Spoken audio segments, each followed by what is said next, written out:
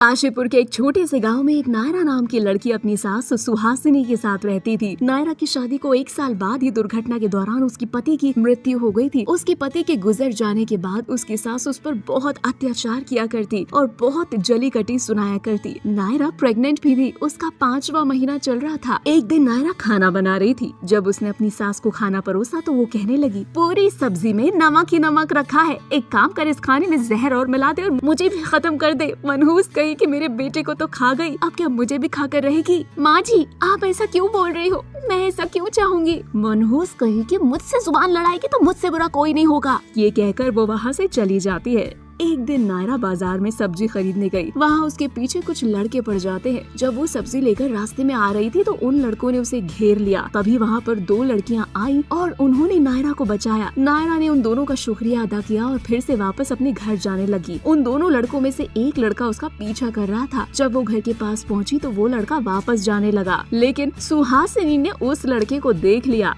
आ गई कल मुँह अपना मुंह काला करवा कर। मैं तो जानती ही थी कि तेरे यहाँ पर यार बने हुए हैं। मेरे बेटे से तेरा मन नहीं भरा होगा तो गांव के लड़कों के ऊपर डोरे डाल रही थी। तुझे शर्म नहीं आती? माँ जी, आप मेरे बारे में ऐसा क्यों सोचती हैं? मैंने तो कुछ भी नहीं किया। सुहासिनी उसकी एक भी बात नहीं सुनती और उसको झाड़ू से मारती है। ऐसे ही कुछ दिन बीत जाते हैं। एक दिन नायरा से मिलने उसका भाई नैतिक आता है। दीदी, आप मुझे बहुत परेशान लग रही हो, बताओ ना क्या बात है, आप इतनी परेशान क्यों हो? तभी वहाँ सुहासिनी आती है और नैतिक को देखकर कहती है, क्या बात है, पिछले ही साल तो तुम अपनी बहन से मिलने आए थे, बहुत ही जल्दी जल्दी अपने बहन से मिलने आते रहते हो। मैं बस यहाँ से गुजर रहा था तो सोचा अपनी दीदी से मिल लूं। नैतिक समझ जाता है कि उसकी बहन के ऊपर उसकी सास बहुत अत्याचार कर रही है, इसीलिए वो सोचता है कि अपनी बहन की दूसरी शादी करवानी चाहिए। नैतिक पूरी पंचायत को बुलाता है और उनके सामने अपनी बात रखता है और वहीं उसकी सास सुहासिनी आती है। भरी पंचायत में अपनी बहू नायरा के बारे में उल्टा सीधा कहने लगती है। तभी सरपंच कहते हैं, अरे कैसी औरत हो तुम, अपनी गलतफहमी की वजह से इस बेचारी लड़की की जिंदगी बर्बाद कर रही हो। तुम जानती भी हो तुम्हारे इस बुरे बर्ताव की वजह से गांव के लड़के तुम्हारी बहू के पीछे पड़े रहते हैं। आज अगर तुमने उसके साथ इस तरह का बर्ताव नहीं रखा तो शायद उसके साथ ऐसा नहीं होता। सरपंच की बात सुनकर सुहासिनी को अपने ऊपर बहुत शर्म आती है और वो पूरी पंचायत के सामने हाथ जोड़कर नायरा से माफी मांगती है। अगले दिन नैतिक नायरा को अपने साथ शहर ले जाता है और एक कार्तिक नाम के अच्छे लड़के से नायरा की शादी करवा देता है। कुछ ही महीनों बाद नायरा को एक बेटा होता है। वो अपने पति और बेटे के साथ खुशी खुशी रहने लगती है। दोस्तों, ये थी हमारी आज की वीडियो। हमारी वीडियो आपको कैसी लगी हमें कमेंट करके जरूर बताएं और ऐसे ही मजेदार कहानियों को देखने के लिए हमारे चैनल को सब्सक्राइब जरूर करें। और हाँ दोस्तों, हमारे इस वीडियो को लाइक करें और अपने दोस्तों के साथ शेयर करें।